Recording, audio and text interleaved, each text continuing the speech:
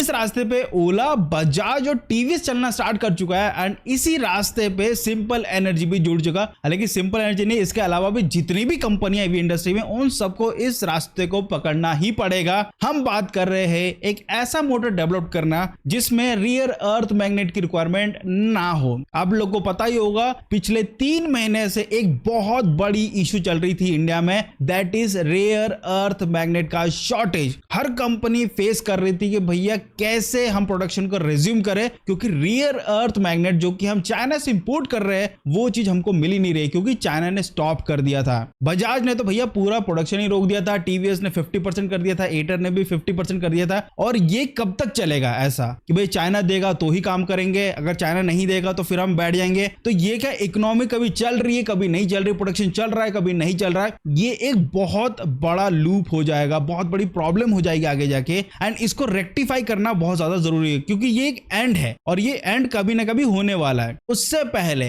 कंपनियों को rear earth magnet का रिप्लेसमेंट ढूंढ के लाना पड़ेगा और उस पर काम करना पड़ेगा। वैसे ओला कंपनी ने अनाउंसमेंट कर दिया था कि हम फेराइट मैग्नेट बेस्ड मोटर बना रहे हैं, जो कि हम बहुत जल्द लेकर आने वाले अपने व्हीकल्स में। हालांकि अभी भी इसकी टेस्टिंग चल रही है, किसी को फुल प्रूफली ये नहीं पता कि कब तक रेडी हो जाएगा। अब क्यों इसमें प्रॉब्लम आ सकती है और क्या इसके नुकसान हो सकते हैं। देखो, रियर अर्थ मैग्नेट वाला जो मोटर हो ना, वो काफी कॉम्पैक्ट होता है और अच्छा खासा पावर जनरेट कर सकता है, लेकिन वही फेराइट मैग्नेट को वही पावर जनरेट करने में बहुत ज्यादा लगेगा, बहुत हैवी मोटर होगा, क्योंकि यहाँ पे फेराइट मैग्नेट ज्यादा यूज होगा इसी कारण से। अब उसको कैसे स्क्रूटनाइज करके कैसे कॉम्पैक्ट वे में उतना ही पावर जनरेट कर सकते हैं, उसमें जितनी इंजीनियरिंग लगेगी उस पे कंपनियां काम कर रही है। ओला कंपनी तो स्टार्ट कर चुका है, अब साथ ही साथ बजाज भी बैक एंड में काम कर रहा है, इवन टीवीएस भी कर रहा है, इवन एथर भी कर रहा है। उनको करना ही पड़ेगा, क्योंकि अगर ऐसा डिपेंडेंट रहेंगे अगर हम चाइना पे, तो भैया कभी ना कभी ये जो इंडस्ट्री है स्टॉप भी हो सकती है। तो इट्स बेटर है कि उससे पहले ही कंपनियां कुछ ऐसी अल्टरनेटिव बना ले। अब सिंपल एनर्जी कंपनी ने भी फाइनली मोटर को शोकेस किया कि ये जो मोटर है इसमें रियर अर्थ मैग्नेट नहीं होने वाला। वो एक ऐसे मोटर पे काम कर रहे हैं जिसपे अभी टेस्टिंग चल रही है। बहुत जल्द वो अपनी गाड़ियों में ये जो रियर अर्थ मैग्नेट के बिना वाले जो मोटर है उसको लगाने वाले हैं, उसमें इंट्रोड्यूस करने वाले हैं। अब ये जो मोटर होगा इसमें अगेन फेराइट मैग्नेट का यूज किया जाएगा, यानी इस दौड़ पे सिंपल एनर्जी कंपनी भी आ चुकी है। हालांकि सिंपल एनर्जी की उतनी गाड़ियां सेल नहीं होती है, लिमिटेड होती है, क्योंकि इनकी शोरूम्स भी लिमिटेड है। कंपनी का एक दिक्कत मैं आपको पहले ही बता देता हूं कि यहां पे है ना,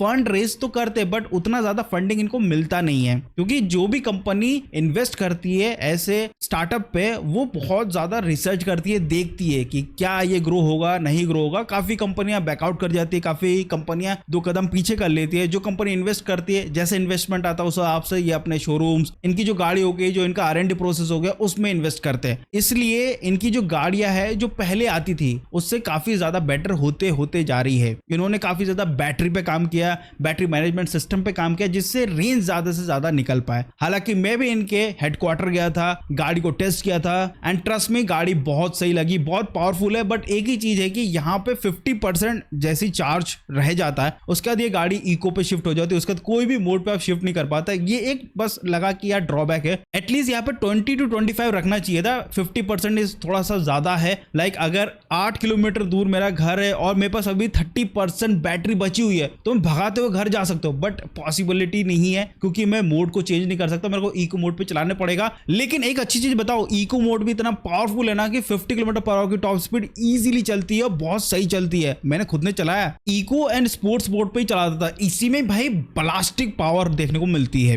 हालांकि यहाँ पे जो सस्पेंशन है वो थोड़ा सा स्टीफर साइड है, क्योंकि अगर नॉर्मल रोड पे इस गाड़ी को चलाते हो तो भाई क्या चिपक के चलती है, मस्त चलती है। आपको बहुत फेमिलियर लगेगा जैसे एथर की गाड़ी चला रहे हो। हालांकि एथर की गाड़ी बहुत ज्यादा स्क्रूटनाइज्ड है। अभी ये सिंपल एनर्जी की ये जो गाड़ी है ये अभी स्क्रूटनाइज हो रही है, धीरे धीरे करके कर रहे हैं। हालांकि कंपनी के पोर्टफोलियो में 2 गाड़ियां जो अभी के टाइम में सेल कर रहे हैं, simple 1 electric scooter and simple 1S electric scooter. Simple 1 में आपको बड़ी बैटरी मिलती है, 5 किलोवाट बैटरी पैक, जिसमें आपको रेंज मिलती है 248 किलोमीटर की। बट मैंने जब चलाया तो इसमें मेरे को इजीली आपको जो शोकेस करता है ना मीटर पे, उससे थोड़ा सा रेंज ज्यादा ही निकाल के दिया है। 178 तक आपको रेंज मिल जाएगा इस गाड़ी में अगर आप 5 किलोवाट आवर बैटरी पैक वाला मॉडल लेते हैं तो। अगर आप इससे कम बैटरी पैक वाला लेते हो तो उसमें भी रेंज अच्छी खासी मिल जाती है। हालांकि इस गाड़ी की जो प्राइसिंग है वो काफी हायर साइड है, 1,71,944 रुपीज है। इसमें 8.5 किलोवाट का मोटर दिया गया है। इसमें है 2 बैटरी पैक, एक है फिक्स बैटरी, एक है रिमूवल बैटरी। जो रिमूवल बैटरी है that is 1.3 kilowatt hour battery pack, और कंपनी ने एक ऑप्शन भी दिया है कि अगर आपको 2 रिमूवल बैटरी पैक चाहिए तो वो भी आप ले सकते हैं एक्स्ट्रा, जिससे आप बार बार स्वाइप कर सकते हैं घर पे आके, तो वो एक फैसिलिटी इन्होंने दी है।